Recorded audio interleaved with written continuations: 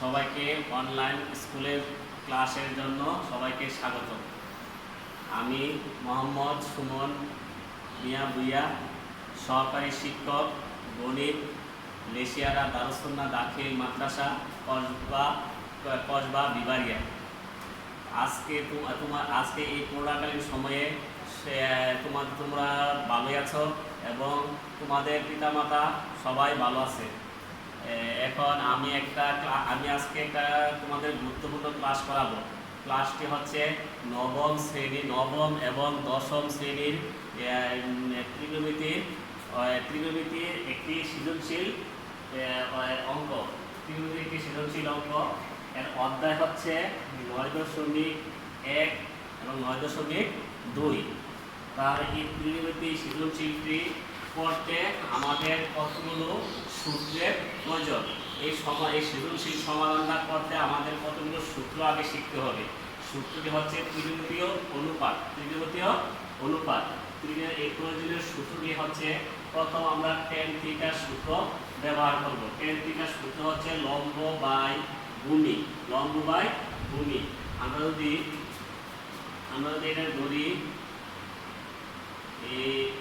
এটা ধরি, লম্ব, এটা হচ্ছে ভূমি, এটা হচ্ছে অতিভুজ।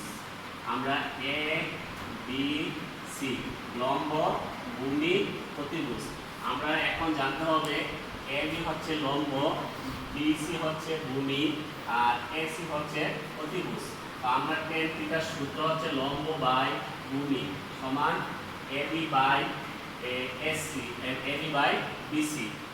tan থিটার সূত্র তোমরা যদি জানো তাহলে তোমরা cot থিটার সূত্রটাও শিখতে পারবা। tan এর বিপরীত হচ্ছে cot। tan এর বিপরীত হচ্ছে কি? cot। তো tan এর বিপরীত cot হলে আমরা দেখো tan থিটার বিপরীত হচ্ছে cot থিটা। cot থিটার সূত্রটা দেখো, tan থিটার সূত্র ছিল ভূমি লম্ব বাই ভূমি। এখন ধরো হয়ে গেছে গা ভূমি বাই লম্ব। এখন হচ্ছে কি? ভূমি বাই লম্ব। তো ভূমি হচ্ছে বিসি আর লম্ব হচ্ছে এবি। আমরা যদি tan থিটার সূত্রটা শিখতে পারি তাহলে আমরা cot থিটার সূত্রটাও শিখতে পারবো। তাই আমরা cot থিটার সূত্র মুখস্থ করতে হবে না। tan থিটার সূত্র হচ্ছে লম্ব বাই ভূমি। তাহলে আমরা যদি নিচেরটা উপরে নেই, উপরটা নিচে আনি, তাহলে হয়ে যাবে cot থিটা। এখন যদি আমরা cot থিটা tan থিটা শিখলাম, এখন আমরা আসো sin থিটা। sin থিটার সূত্র হচ্ছে লম্ব বাই অতিভুজ। sin থিটার সূত্র হচ্ছে লম্ব বাই অতিভুজ। তো লম্ব বাই অতিভুজ, লম্ব হচ্ছে কি? এবি, আর অতিভুজ হচ্ছে এসি। অতিভুজ হচ্ছে কি? এসি। তাহলে আমরা এই sin থিটা লম্ব বাই অতিভুজ এবি বাই এসি। আমরা sin থিটা শিখলে এখন আমরা কোসেক থিটা শিখতে পারবো। sin এর বিপরীত হচ্ছে কোসেক। sin এর বিপরীত হচ্ছে কি? কোসেক। তো আমরা sin এর বিপরীত কোসেক পেতে তাহলে আমরা এই নিচের সংখ্যাটা করব উপরে, উপরের সংখ্যাটা আসবে নিচে। তো এখন দিয়ে লম্ব গেছে নিচে আর অতিভুজ গেছে উপরে। অতিভুজ হচ্ছে এসি আর লম্ব হচ্ছে এবি। লম্ব হচ্ছে কি? এবি আর অতিভুজ হচ্ছে এসি। তাহলে আমরা এবার tan পাইলাম, cot পাইলাম, sin পাইলাম, cosec পাইলাম। এবার বাকি হচ্ছে আর দুইটা, cos থিটা এবং sec থিটা। আমরা যদি cos থিটার সূত্র জানি ভূমি বাই অতিভুজ। cos থিটার সূত্র জানি কি? ভূমি বাই অতিভুজ।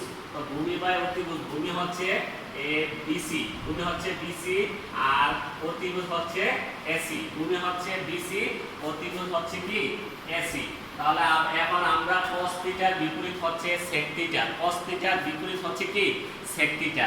তাহলে sec থিটার সূত্র হয়ে যাবে কি? নিচের সংখ্যা উপরে যাবে, উপরের সংখ্যাটা নিচে আসবে। তো অতিভুজ এসি আর ভূমি হচ্ছে বিসি। অতিভুজ এসি, ভূমি হচ্ছে বিসি। তো তাহলে আমরা পাইলাম cos থিটা এবং sec থিটা।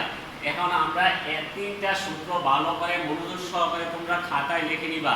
তিনটা সূত্র হচ্ছে, একটা হচ্ছে tan থিটা, একটা sin থিটা আর একটা হচ্ছে cos থিটা। এই তিনটা সূত্র ভালোভাবে তোমরা শিখতে পারলে, এই তিনটা সূত্রের বিপরীত সূত্র আছে তিনটা।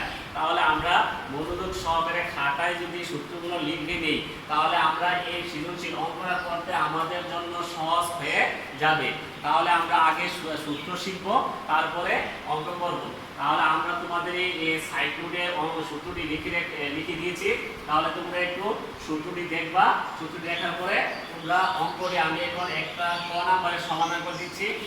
ক নাম্বারের সমাধানটা কিভাবে হয় তোমরা এখন দেখবা। ক নাম্বারটা এসি বাহুর পরিমাণ কত? এসি বাহুর পরিমাণ কত? আমরা দুইটা বাহুর মান দেওয়া আছে। একটা বাহুর মান দেওয়া আছে এবি সমান 1, অপর বাহুর মান দেওয়া আছে বিসি সমান √3। আমাদের দেওয়া তোমরা সবাই এই বাহুটার মান দেওয়া নাই। তাহলে এই বাহুটার মান আমরা বাই করে নিতে হবে। এই বাহুটার মান বাই করা ছাড়া আমরা tan থিটা প্লাস sin থিটার মান ব্যবহার করতে পারবো না। তাহলে আমরা এসি বাহুর মান বাই করতে গেলে আমাদের একটা সূত্র আগে জানতে হবে।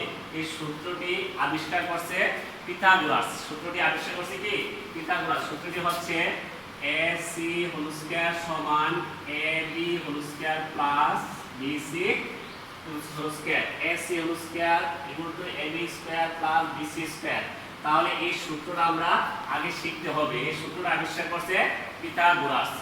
পিথাগোরাস এই সূত্রটি আবিষ্কার করছে। এখন AC বাহুর পরিমাণ নির্ণয় করতে গেলে আমাদের দেখো তো আমাদের কি হয়, এই S ক নম্বরে AC হোল স্কয়ার সমান AB whole square plus BC whole square. On AC whole square সমান AB মান কত? AB মান তোমরা দেখো এর জায়গা আছে 1 স্কয়ারের স্কয়ার। BC মান দেওয়া আছে √3 স্কয়ারের স্কয়ার। অন AC স্কয়ার সমান এই 1 ওকে 1 আর এই √a স্কয়ারে কাটা 3। তো AC স্কয়ার সমান 3 এর একে কত? 4। তো AC সমান আমরা বাই করতে হবে AC মান। তাহলে আমরা AC মান বাই করতে হলে এই স্কয়ারটা এর উপরে যাবে রুট হয়ে এসে এটার উপরে যাবে রুট হয়ে। তো AC √4 এর মান হচ্ছে 2। আমরা AC এর মান পাইলাম কত? 2। এখন আমরা তার কি বাহুর মান পাইছি? AC বাহুর মান পাইলাম। AB বাহুর মান 1, BC বাহুর মান √3 এবং AC বাহুর মান কত পাইছি আমরা? 2 পাইলাম। এখন আমরা খ নম্বরে সমাধান করতে গেলে tan থিটা প্লাস sin থিটার মান বাহির করতে হবে। tan থিটা প্লাস sin থিটার মান বাহির করতে গেলে আমরা এখন তিনটা বাহুর মানে আমরা পাইলাম। কয়টা বাহুর মান পাইছি? তিনটা বাহুর মান।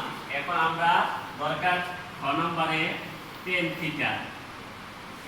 থিটার সূত্রটা আমরা এদিকে আছে। দেখো তো তোমরা সবাই সূত্রটা দেখো কিনা। tan থিটা সমান লম্ব বাই ভূমি। tan থিটা সমান লম্ব বাই ভূমি মানে AB by BC। AB by BC। tan theta সমান AB বাই BC। AB হচ্ছে 1 আর BC হচ্ছে √3। এবার আমরা tan থিটার মান পেলাম 1/√3। আমাদের দরকার sin থিটা। আবার sin থিটা সমান সূত্র দেখো তোমরা সবাই সূত্র আছে কিনা? লম্ব বাই অতিভুজ। লম্ব বাই অতিভুজ মানে কত? AB by AC। AB by AC। AB মান হচ্ছে 1 আর AC মান হচ্ছে 2। AB মান 1, AC মান হচ্ছে কত? 2। তাহলে হচ্ছে কিনা sin থিটা সূত্র 1/2। এখন আমরা প্রদত্ত রাশি লিখতে পারি।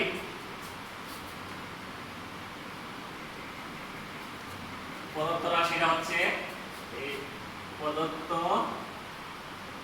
রাশি a tan theta plus sin theta. tan থিটার সূত্র tan থিটার মান পাইছি কত? 1/√3। tan থিটার মান পাইছি 1/√3। sin থিটার মান পাইছি 1/2। tan থিটা আমরা লসাগু করি 2√3। এই √3 দিয়ে ভাগ করলে পাই 2 ওকে 2। এই 2 তে ভাগ করলে পাই √3 ওকে √3। তাহলে আমরা পাইছি কত? 2 প্লাস √3/2√3। এটা যদি আমরা আর বেশি বাড়াই লাভ নাই, 2 প্লাস √3/2√3। এখন আমরা খ নম্বরের সমাধান করলাম। এবং খ নম্বরের সমাধান শেষ করছি। এখন আশা করি তোমরা অঙ্কটা ভালো করে বুঝতে পারছো। আর যদি তোমরা না বুঝো তাহলে আমাকে আবার আমাকে ফোন দিয়ে এসে জানাইবা যে স্যার অঙ্কটা এটা বুঝতে পারি নাই, ভালো করে একটু আরেকটু বুঝাইতে। তাহলে আমি তোমাদেরকে আবার ফোন করে এসে আবার অঙ্কটা বুঝাই দেবো। আর বাকি গ নাম্বারের অঙ্কটা তোমরা নিজে চেষ্টা করবা, নিজে চেষ্টা না করলে পরের দিন আমি তোমাদেরকে আবার দেখাই দেব, ক্লাসের মধ্যে আমি আবার দেখাবো গ নাম্বার অঙ্কটা। আশা করি তোমরা সবাই ভালোভাবে বুঝতে পারছো। তোমরা খাতা কলম নিয়ে প্রতিদিন 2 থেকে 3 ঘন্টা অঙ্ক করবা, ঠিক আছে? সবাইকে এই ক্লাসটা দেখার জন্য সবাইকে ধন্যবাদ।